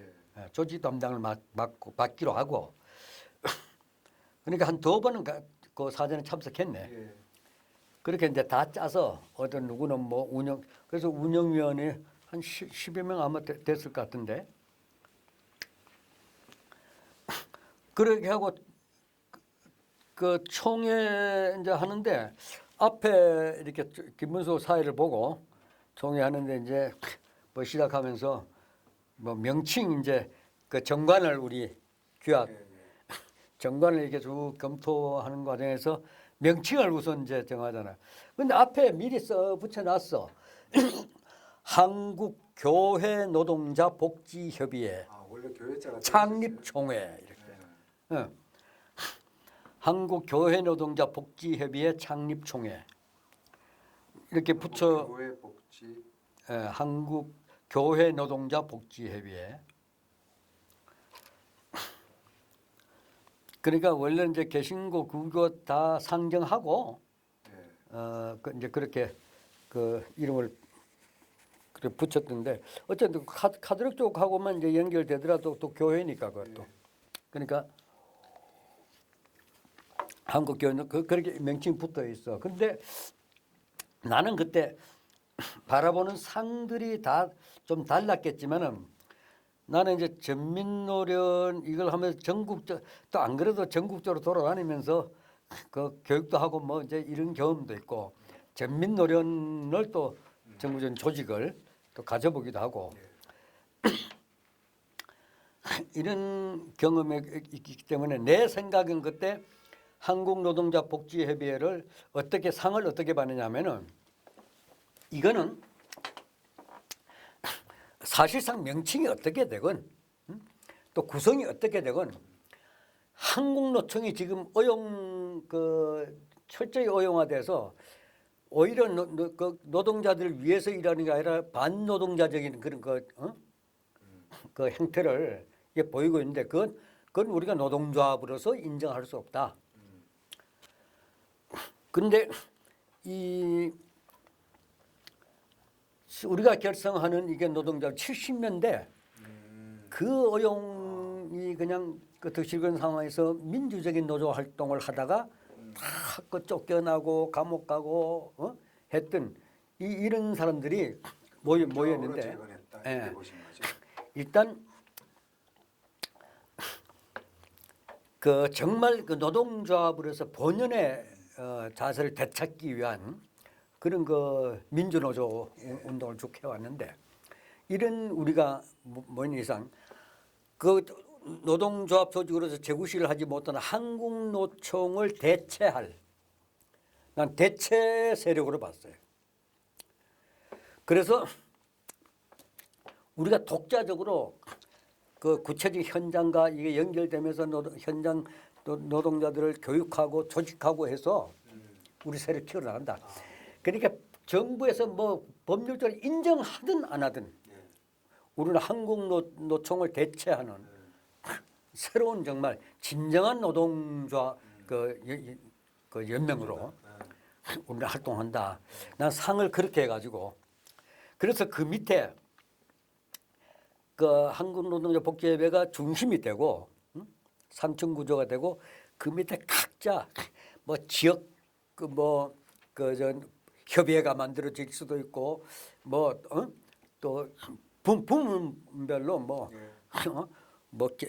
기독교 쪽의 노동자 연맹이 만들어질 수도 있고 뭐 캐톨릭 쪽에 그 노동자 그게 있으니까 카톨릭 노동 청년회가 있으니까 지역사가 있고 그럼 불교 노동 청년회 또 지역 그 노동자 협의회 이런 걸 우리가 만들면 실질적으로 한국노총 우리가 을 대신할 수 있다.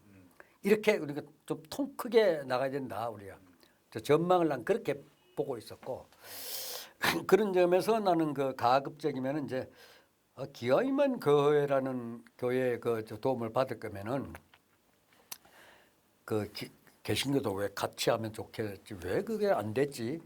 난 그 논의 구조를 모르기 때문에 그냥 아쉬운 생각만 하고 있었죠. 근데 어쨌든 그러기 위해서는 이게 본조만큼은 그러니까 우리 복지협의회 노동 복지협의회 이것만큼은 교회라는 명칭은 없었으면 좋겠다.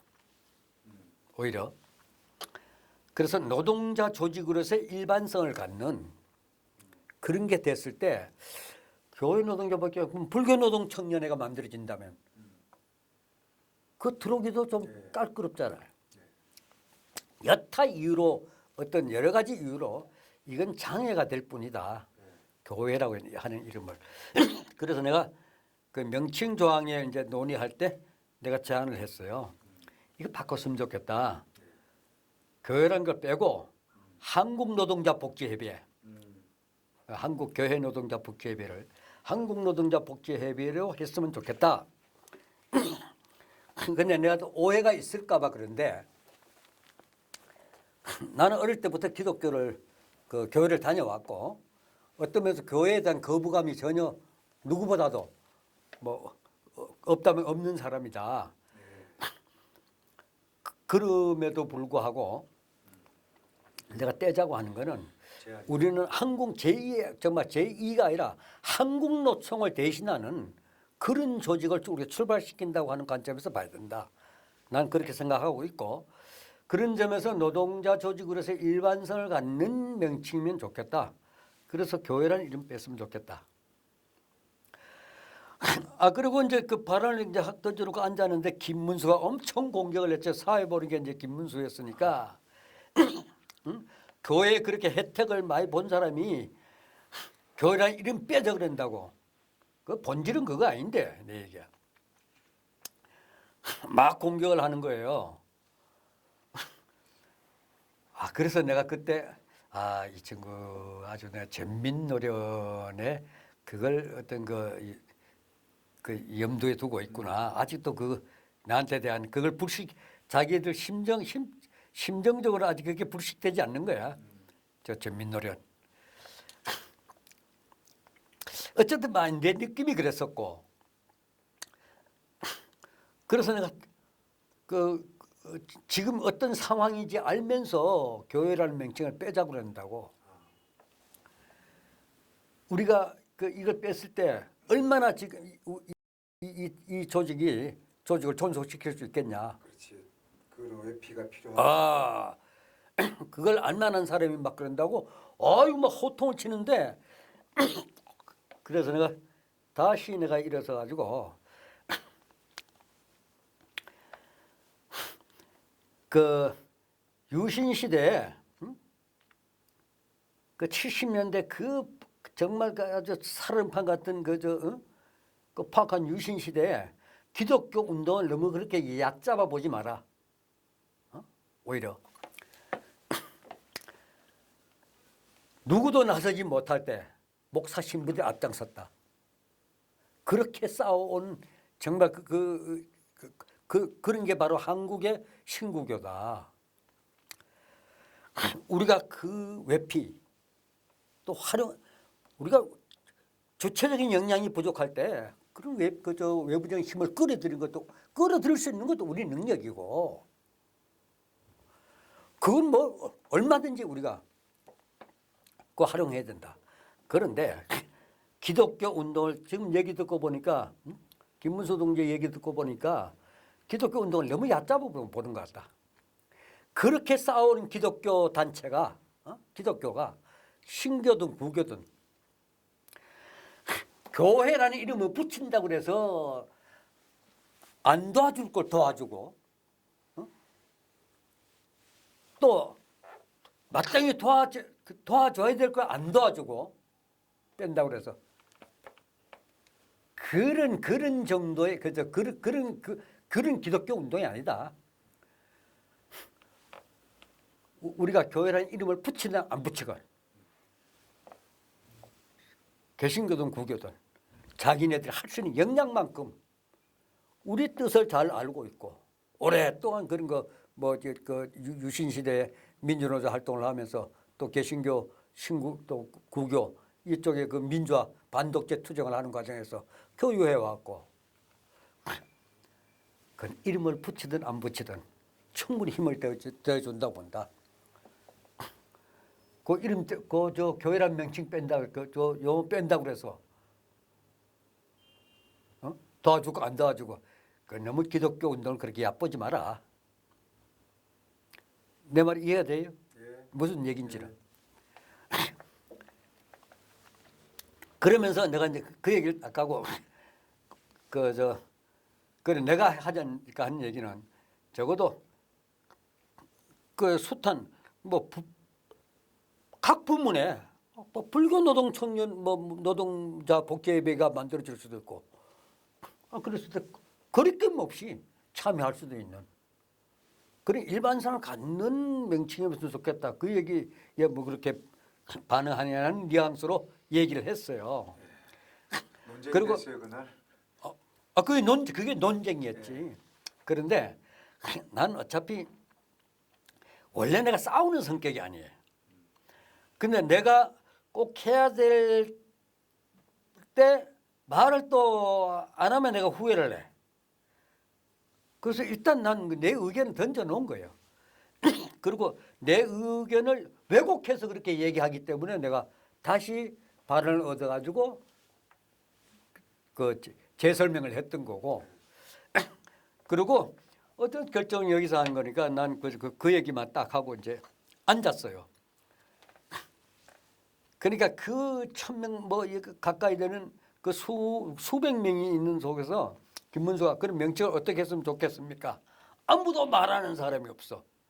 내 얘기에 동조하는 사람도 없고 김문수에 동조하는 사람도 없고 어쨌든 뭐 그 원문에 그렇게 돼 있으니까 교회 노동자 복지협의를 한다 이렇게 돼 있으니까 그렇죠. 난 뭐 그때는 것보다 그런데 그 찰나에 난 지금도 그 친구 어떤 동기인지 모르겠는데 남자 하다가 젊은 친구인데 딱 일어서더니만은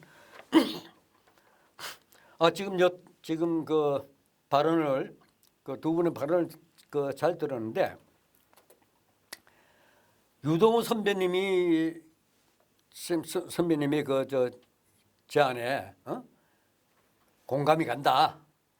그래서 그걸로 했으면 좋겠습니다. 하고 딱 일어서가지고 그 얘기를 하더라고.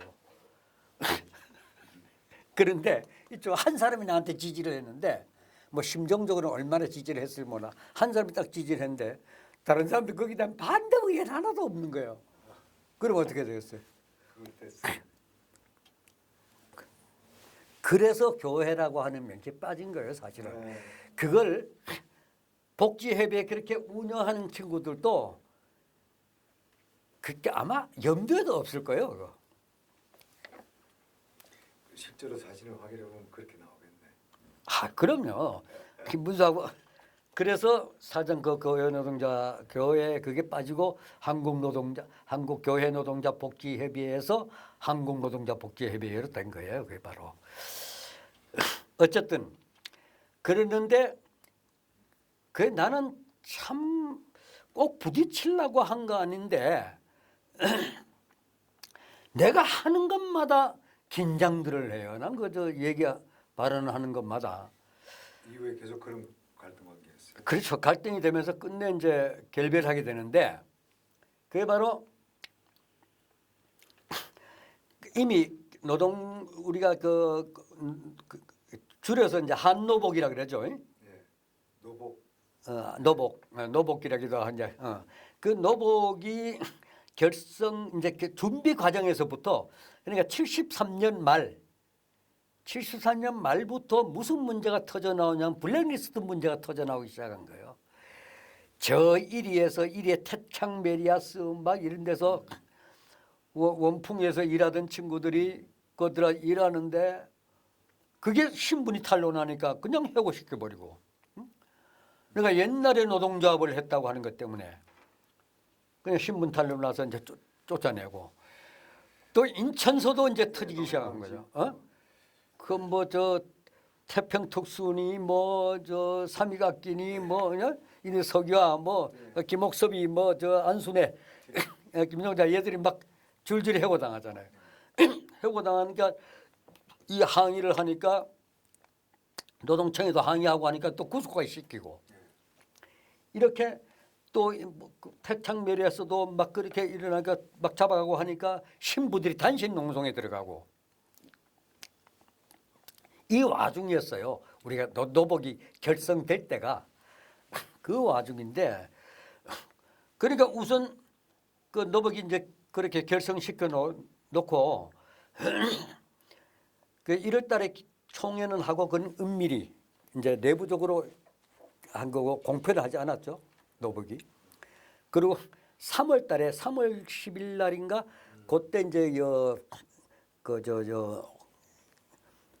김승훈 신부가 있던 서대문 홍제성당 거기에서 3월 10일 날 한국노동자 복지협의회 출범 선언을 한 거예요. 이제 공개 집회를 한 거지. 그거는. 근데 성남서 그렇게 한 거는 비밀에 은밀히 했고. 그런데 그렇게 사람들이 많이 왔어요. 그런데 그러고 나니까 이게 노동자 복지협의회 결성되고 나서부터 그 문제가 1차적으로 노동자 복지협의회에서 안 다룰 수밖에 없는 문제가 된 거예요. 현안 이슈가 된 거지. 그래서 나는 그때 이제 집사람은 또 애기대로 딸내미 그 어린 거 놔두고 방직국에 다니다가 태창 메리아스 태평특수 섬유 캉캉 스타킹 막 짜고 하는데 거기에 들어갔다가 잘렸는데 그 항의한다 구속까지 됐어. 그리고 뭐 서기와 얘는 뭐 손까지 다 다치고 뭐 유리창깨에다가 그 노동부 뭐 이렇게 되고 그 다 야단 난 거죠. 우리 저 기독교 쪽에서는 또 기독교 쪽에서 그 문익환 목사님을 중심으로 해서 대책위원회가 만들어지고 내 대책위원회 그 간사를 보면서 그니 문익환 목사님이 그 강연에 다니시면서 이 해고자들 블랙리스트 이게 철폐하지 않으면 나는 공산주의자가 되겠다 하고 공개적으로 그때 막 그 하시던 게 그때요. 문익환 목사님이 이거 블랙리스트 없애지 않으면 난 공산주의자가 되겠다. 그러니까 이게 무슨 그 있는 게 민주주의라고 한다면 이거 포기하겠다 뭐 이런 반대로 역설적이지. 그럴 정도로 강하게 나가시고 그러니까 이리에서는 뭐 그 신부님들이 단식 농성에 들어가고 이런 판국이에요. 그런데 한국노동자복지협회가 너 이 싸움을 해야 되냐 아니냐 이걸 논의를 하는 과정인데 나는 그래서 당연히 이걸 싸워야 된다. 몇 가지 이유를 내가 댔어요. 그러니까 박용서, 김문수 뭐 이제 핵심 지도부에서는 우리 역량 어? 그 얘기까지 아, 네? 배터리하고 지금 괜찮습니다. 그래 비슷하다. 이 김문수 이쪽에서는 이게 자칫하면 하루아침에 그냥 훅 불면 날아가는 금방 신생 조직인데 그거 싸웠다가 그뭐 잘리면 이게 이건 뭐 활동도 못 하고 그냥 날아갈 판이다. 이거예요. 내가 그 상황을 몰라서가 아니라 이거는 우리가 그러니까 전형적인 조직 보존 논리죠. 조직을 보존하기 위해서는 우리가 그 싸움을 그 때로는 그럴 수가 있어요. 우리가 그 전술적으로도 전략 전술 측면에서도 그럴 수 있는데 이미 몇 가지 내가 그 논리가 있었어요. 싸워야 된다고 하는 거는 우선은 한국노동자복지협회의 조직 그 구성 1차적인 그 조직 구성의 대상자들이 70년째 민주노조 운동을 하다가 잘리거나 감옥 가거나 뭐 이런 사람들이야. 그렇죠. 이게 1차적인 대상. 그리고 지금 그렇게 하다 감옥에 가고 막 쫓겨나고 한 친구들은 누구냐? 70년대 민주노조 운동을 했다고 하는 것 때문에 또다시 직장 생활도 못하게 그냥 쫓아낸 거야. 우리는 그건 이미 그 사람들 싸움이야. 우리 싸움이다. 이거는. 당연히 여기 목소리를 내야 되고 두 번째 이 싸움은 우리가 이길 수밖에 없는 싸움이다. 이거는. 자, 헌법적인 권리를 행사하는 노동조합 활동을 했다고 하는 것 때문에 그 똥물을 미가면서까지 막 강제로 쫓아내고 그런 사람들을 또 다시 먹고 살라고 취직했는데 그걸 이유로 밥 벌어먹는 것조차도 못하게 한다고 하는 건 그 살인과 마찬가지다. 그건 죽으라고 하는 얘기 아니야. 노동자들 일하지 못하면은 그런 점에서 전두환 이 정부의 도덕성을 우리 공격할 수 있고 그건 치명적이 될 거다. 그건. 그리고 또 하나는 이미 개신교구가 문익환 목사님하고 개신교도 그 대책위에 만들어지고 막 이렇게 저 블랙리스트 철폐하지 않으면 난 공산주의자 되겠다고 이렇게 선언하시지. 신부님들 단신 운송하시지. 당사자인 우리가 가만히 있다? 그건 아니잖냐. 이거는 내가 볼 때는 그 블랙리스트 철폐하라고 싸운다고 그래서 이 조직 깨지지는 않는다. 적어도 그걸로는 최소한 못 깬다. 그건 이미 신구교의 튼튼한 그 지원을 받고 있는 거니까 이미 그쪽에서 하고 있는 건데 그것 때문에 논리도 없이 나를 쫓아낸 거예요, 바로. 그것 때문에. 제명됐습니까? 아 제명이요. 그 제명당한 거예요 내가. 운영위원회에서 그게 83년 그 84 83년 80 말 84년 아니 말해서 이제 너무 그 논쟁이 나를 쫓아낼 때는 84년 이미 84년 한 뭐 한 봄쯤 되죠. 4월 뭐 5, 6월 뭐 그래 될 거예요 아마. 그런데 그것도 내 김문수를 참 개인적인 그런 뭐 처신이나 뭐 그전까지 김문수를 참 좋아했죠. 김문수도 나를 그래도 남다르게 좀 생각하고.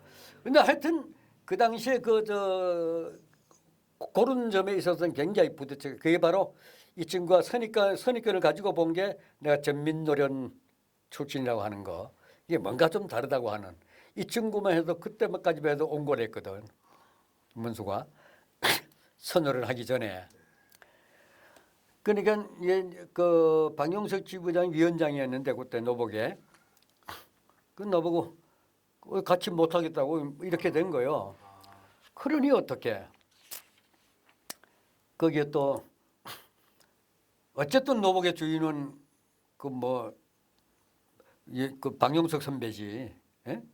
난 이제 그쪽에 논의가 다 된 뒤에 뭐 들어갔고. 그래서 난 이제 안 나갔죠. 근데 김문수가 한 번은 이제 찾아왔어.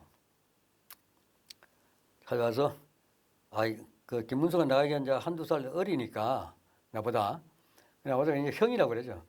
동호 형, 이게 그 술 한 둘이 이제 맥주 한 잔 이제 먹으면서 호프집에서 맥주 한 잔 먹으면서 그냥 동호 형, 용석이 형한테 잘못했다고 그냥 머리 굽히고 같이 일하지. 그러니까 난 용석이 형한테 내가 그 머리 못 굽힐 이유가 없고 난 뭐 내가 잘했건 못했건 나는 그래서 뭐 싸움하자고 너는 내 의견을 말한 게 아니다. 내 생각이 그렇다는 얘기고 그 전체적으로 못 받아들이면 그건 뭐 그렇게 결정 그건 뭐 내라고 뭐 못하겠냐. 그런 거지 그 주장한다고 하는 것 때문에 그렇게 같이 못하겠다고 그렇게 하는 거는 그러니 내가 뭐 어떻게 나갈 수 있냐 거기에 내가 겁나 들 수밖에. 그러니까 용석이 형한테 가서 사과하고 잘못했다고 그래. 내가 충분히 그럴 수 있어. 내가 그런 점에 고집 안 피우는 사람이야. 잘했건 못했건 뭐 또 용석이 형이 고마운 점도 있고. 그래서 둘이 이제 맥주를 이제 그 호프 한 잔씩 마시고 그 용석이 형한테 셋이서 앉아서 얘기했어요. 형 미안합니다. 난 뭐 그런 의도 내 생각이 그때는 당연히 뭐 이건 싸워야 될 것 같아서 그 의견을 얘기한 거고. 그랬을 때 그 싸움을 하지 않았을 때 그 밑으로부터 올라올 수 있는 조직에 대한 불신 이런 게 좀 염려스러웠다. 그 모든 그 기독교 단체도 막 그 천주교 뭐 이게 그 신교 막 싸우는데 목사 신부들이 싸우는데 그 감옥에 갇히고 있는 친구들이 이 얼마나 황당하겠냐. 이쪽 가만히 있었을 때 성명서 한 장이라도 제대로 한번 내는 게 그 싸움에 참여하는 거고. 난 그렇다고 그렇게 길거리 나와서 뭐 그 주장도 하지 않았어요. 뭐 해야 된다. 성명서 하나도 우리 입장을 명확하게 밝히고 전두환 정권에 대해서 그건 그 싸워야 되지 공격하지 않냐. 뭐 그런 의미였는데 어쨌든 뭐 죄송하게 됐습니다. 그때 용석이 형이 그것도 고집이 대단하죠. 중이 제일 싫으면 중이 떠나야지. 그 얘기가 이제 마지막에 끝이에요. 그래서 문수도 이제 할 말이 없어진 거지. 최종적인 이제 입장을 그래서 알겠습니다. 그러고 나서 이제 딱 발을 끄는 거예요. 그 나하고는 이제 결별이 된 거지. 노복하고. 자 여기까지만 합시다. 다음부터 이제 기노련이 이제 들어가는데 기노련 12.6 참말로 저 6.29 6.29까지. 6월 민주항쟁 예. 그게 이제 피크죠. 긴 시간 동안 수고하셨습니다. 아이고 예. 또 이어가도록 하겠습니다. 오늘은 여기까지만. 예 수고하셨습니다. 예.